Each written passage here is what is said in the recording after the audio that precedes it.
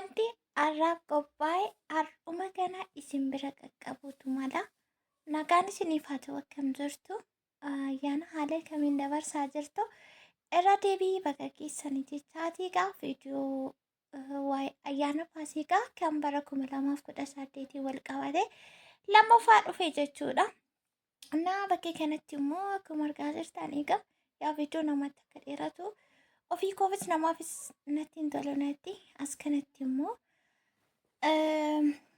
kan guyyaa gaafa ayyaana yookaan immoo har'a ganamaan kaanii erga waan hundumaa xumuree booda amma kana gara nyaachuu gara dhuguutti darbiniitu jira. Isa hoo akkamiin dabarsitaniis maaltu turee kan jedhu keessattuu nuyi warra qimamoota taanee turree gara biyya keenyaatti deebinee jireenya gara dhuunfaa keenyaatti deebineerra warri achi jirtan immoo waan baay'ee ilaaluu barachuu akkam turee jiruun akkam turee jalqabni yoo dhumni yoo warri gaa'ela qaban warri hin qabne warri ganaatti galan maaltu jira kan jedhu nuraatii odeeffannoowwan barbaadaniifu isa kana gaanutii fi anii fi warri na fakkaatan warri qimamii madaamii turree har'ammoo gara biyya keenyaatti deebine kunuuti geessuma kanadhaa isininis immoo waaqayyo akkatti isin ga'u ani karaa mataa koo abdii guutuun qaba waaqayyo waan hundumaaf iyyuu abdii guyyaa qaba. Kanaafuu abdii kutachuun yoo mangalaa yoo akkas taatu maatii koo bira jiraadhee otoon maatii koo bira jiraadhee warri jettan guyyaa isaa maliin ta'u wanti hundumtu isinii galee akkasitti jabaadha. Annaa akkuma argitan egaa haaluma argitaniin xiqqoo ishee caffee raf godhee caffee isaa yoo dhabnee xiqqoo tokko arganne akkasumarraan argamu. Caffeenis immoo bakka isaa immoo deemuufi xiqqoon fagaatee biizii immoo taane san booddee erga mana keenya haala kanaaf waa fashi godhannee booda gara nyaata nyaachuutti jechuudha. Yaa'u keessummaan duubarradha kan nullaa waamnu munaamini. Asitti kan hojjetanne lukkuu qofaadha. Waan biraa waan hojjennu hin qabnu yaa'u akkuma isiniin jedhee akkasumarraa ayyaana kana akkuma ta'etti dabarsuuf malee yaadni keenya gara biraattidha kan biizii ta'ee jiru isiniin jedhee isin jira. Isa sana guutummaatti isinii deebi'a. Kunuuti egaa akkuma argitanii waaqayyoon nuuf eebbisii hamaarraa fadhuu gaarii nutti qabi hamaarraa qabi jecha nyaata keenya jalqabneetu jirra. Haa nyaannoo isin affeerree jirru nageessan bakka jirtanitti isin immoo isaa yoo isinitti tolee warri nu jaallattan baay'ee keessan waan nu jajjabeessaa jirtan jirtu waan ta'eef viidiyoo keenya laayikii yoo gootan laayikiin nama tokko lama gara namaa sadii afuritti dabarsachuudha. Laayikiin sheerii godha viidiyoon baariyaaliin akka bahee ilaalamu yookaan daawwatamu taasisa waan ta'eefu kunuuti as kanatti nyaata dhugaatiiti kan nuti jirru jechuudha. Erga nyaannee booda gara bunaatti deebina. Yaa birzii xiqqoo hojjenne nuti juusii miti as kanatti erga nyaannee xumurree ani buna akaa'uu jalqabee gammiin immoo daabboo muraati jira jechuudha. As kanatti argitanii yaa daabboo roon tolchuu akka makee ta'e argitanii jirtu. As kana immoo wanti isinitti mul'achaa jiru nyaachuu qofaadha dhuguu qofaadha. Innaa kana fakkaataa ayyaanni bara 2018 galanni waaqaaf haa ta'u.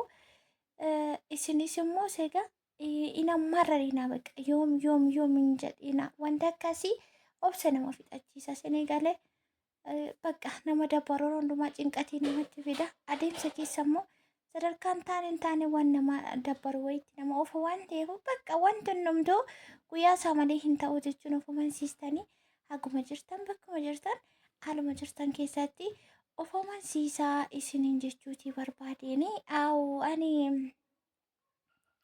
as gubbaarratti yeroon viidiyoo waraabu maal jedhu bakka hin jiraame ta'e ati koo achitti fataayitti turtee asitti illee akkasii naan jedhu warri safara kanaas ta'e akkumti namni jiraame ta'e namni yaada namaa kennu wayi ani maal keessa akkan ture jireenya akkamii akkan dabarse guyyaa har'itti kanas immoo arguudhaaf hagam akkan abdii yookaan yaada qabu anumaa fi keessa koo waaqatu beekachuudha. Garuu waaqayyo gaariidha haala hundumaa keessatti iyyuu kaan hafee nagaa fayyaa miila ofii qaama ofii muluutiin gara biyya ofiitti deebi'uun iyyuu waan salphaa miti. Garuu ana waaqayyo du'a meeqa bira dabarsee asiin naga'e sanarra dhaabadhee waaqayyo dhuma namaa akka inni tolchuu akka inni nama milkeessuu gaarii gochuu akka inni beeku waan hin amanuufin yeroon dubbadhu haasaa koo keessa wanti akkasiin dhibachuudha. Isinii galee kanaafuu jajjabaadhaa